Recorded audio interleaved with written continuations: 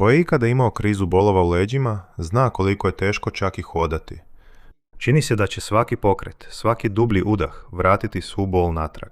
U ovom videu ću ti pokazati pravi redoslijed kako da sigurno olakšaš bol u leđima i bol u kuku koristeći samo stolicu. Ja sam Aleksandar Mota i podučavam specijalizirane vježbe iz fizioterapije na jednostavan način, kako bih mogao pomoći što većem broju ljudi. Nakon toga ćemo opustiti ligamente kuka i donjeg dijela kralježnice. Prekriži nogu. Ako ne možeš prekrižiti nogu, ostavi stopalo ovdje dolje i pusti da ti koljeno padne prema van. Dogovoreno?